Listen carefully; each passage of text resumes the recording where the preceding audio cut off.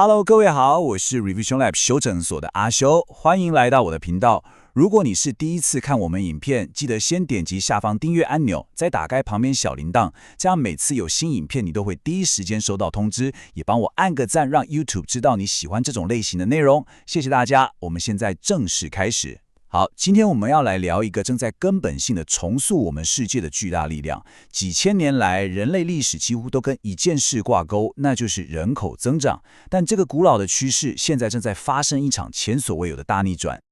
我們把時間拉回到1950年代，也就是二戰剛結束後的嬰兒潮時期。當時全球的總和生育率，也就是一個女性在一生中平均生育的小孩數量是多少呢？答案是4.9個。對，你沒聽錯，將近5個。那是一個百廢待舉，對未來充滿樂觀，而且家庭普遍認為多子多孫多福氣的時代。好，鏡頭拉回現在，今天這個數字已經被狠狠的腰斬，掉到了2.3。在短短70多年的時間裡，全球平均生育的子女數少了1半以上。這不是什麼緩慢的變化，這是一場無聲的席捲全球的人口崩跌。這背後的原因到底是什麼？又會對我們的未來造成多大的衝擊？在今天的內容裡，我們會先從全球的宏觀視角來看看這場生育率的無聲崩跌。接着，我們會把焦點縮小，來看情況最極端的東亞，特別是中國和台灣的案例，然後我們會深入拆解背後的結構性原因，並且探討為什麼各國政府砸大錢的政策好像都沒什麼用。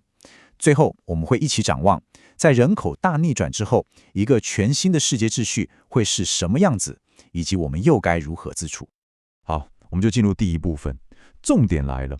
很多人可能以為少子化是那些富裕國家的專利，對吧？但事實上，這是一場全球性的結構轉變，沒有任何一個地區可以幸免。我們直接來看數據，就連過去我們印象中很會生的地區，也出現了驚人的變化。比方說非洲，雖然現在依然是全球生育率最高的地方，但它的數字也從1950年代的平均6.5個孩子下降到現在的4.0。但最驚人的是，拉丁美洲和加勒比地區從5.8個一路崩跌到只剩下1.8個，這已經遠低於維持人口穩定，也就是所謂世代更替水平的2.1了。而我們比較熟悉的歐洲和美美，現在的生育率更是分別只有1.4和1.6，在全球墊底。這說明了什麼？這說明無論貧窮或富裕，整個世界都像搭上了一班開往少子化的時速列車，而且沒人能下車。我們繼續聊下去。如果說全球都在走下坡，那東亞地區真的可以說是直接墜入懸崖。接下來，我們就來看看中國和台灣這兩個最極端的案例。792萬，這是中國在2025年預估的新生兒數量。說實話，我看到這個數字的時候也嚇了一大跳。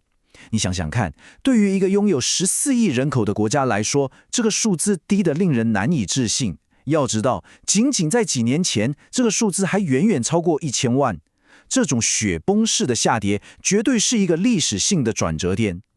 人口學家易富賢給了一個非常震撼的比喻。他說，792萬這個新生兒規模已經倒退到了清朝乾隆年間的水平。但真正讓人細思極恐的是，當時的中國總人口只有1.5億人。你仔細想想這個對比，現在的中國有14億人，人口基數是當時的將近10倍，但每年出生的孩子卻一樣多。這背後代表的生育強度萎縮是非常非常可怕的。這就帶來一個核心問題：一個14億人口的現代國家，為什麼在製造新生命這件事情上會倒退回一個人口規模小得多的農業時代？這個問題的答案其實非常複雜。看完中國，我們把目光轉回台灣。台灣的情況可以說呈現出一種極端的矛盾。一方面，我們的經濟表現非常亮眼 ，GDP 成長率名列亞洲前茅，人均 GDP 甚至首次超越了日本和韓國，一片欣欣向榮。但另一方面，我們的生育率卻是全球倒數第一，育工的出生率只有4.62%。所謂的出生率，就是每1000個人裡面一年有多少個新生寶寶。這個數字低到嚇人，這就證明了一件非常殘酷的事：經濟繁榮並不等於高生育率。錢顯然不是唯一的解藥。所以問題到底出在哪裡？全世界人為什麼好像都不太想生了？接下來呢，我們就來拆解這背後最關鍵的幾個結構性因素。其實這有一條非常清晰的路徑。第一步是高等教育的普及，越來越多人，特別是女性，接受了大學以上的教育，這直接導致的第二步，婚姻年齡普遍推遲。當大家都在追求學業和事業的初期發展時，結婚生子自然就不會是優先選項。接着就來到第三步，也是最關鍵的一步。當你擁有更高的學歷和更好的工作時，生育的機會成本就急劇增加了。你想想看，對一位在職場上正要發光發熱的女性來說，懷孕、生產、育兒，可能意味着要錯過一個重要的專案，甚至犧牲晉升主管的機會。這個代價變得非常高昂。最終的結果就是第四步，大家的生育意願和實際生育的數量都大幅降低了。除了經濟和教育結構的改變，更深層的其實是文化和價值觀的轉變。過去養兒防老的觀念，在現代社會保障體系下已經越來越淡薄，取而代之的是個人主義和自我實現的價值觀。大家更看重個人的生活品質和夢想追求。同時，社會的世俗化也讓宗教對於多子多生的傳統驅動力下降了。更重要的是，性別平權意識的提升，徹底改變了社會對女性角色的期待。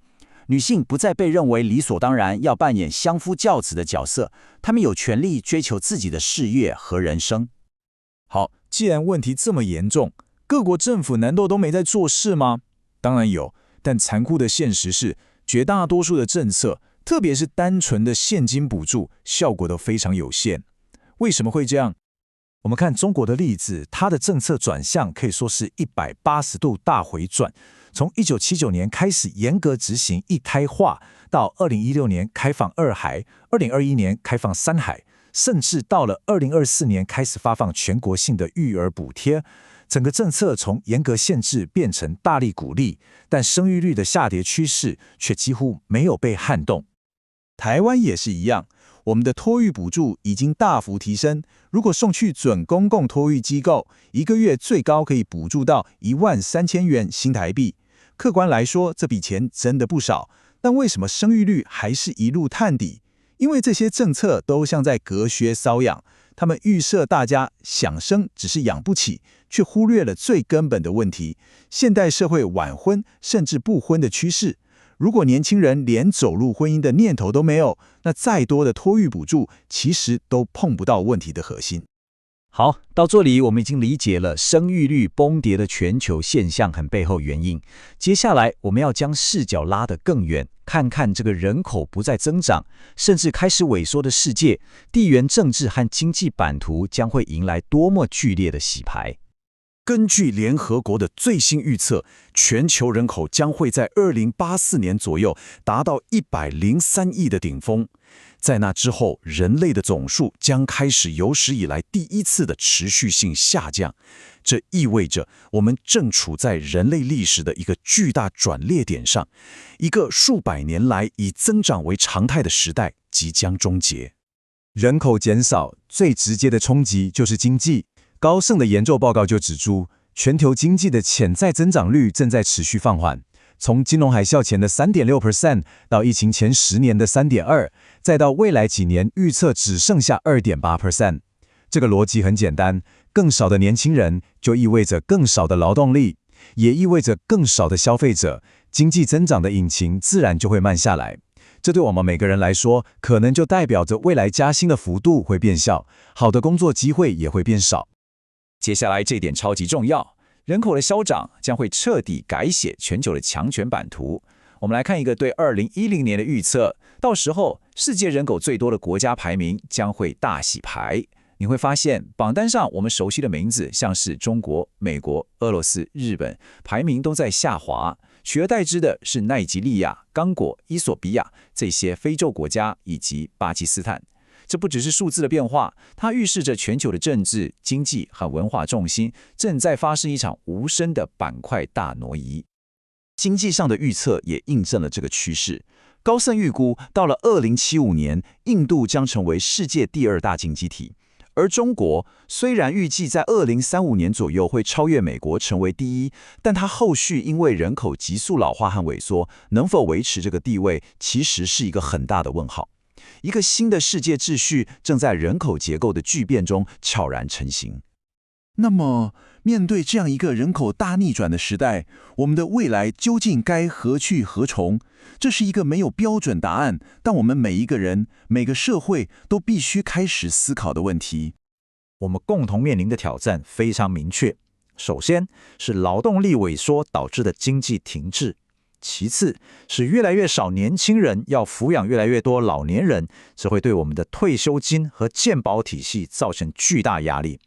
第三，傳統上以人口規模來定義的國家實力可能需要重新思考。最後，一個老化的社會，它的創新能力和社會活力是否還能維持，也是一個巨大的問號。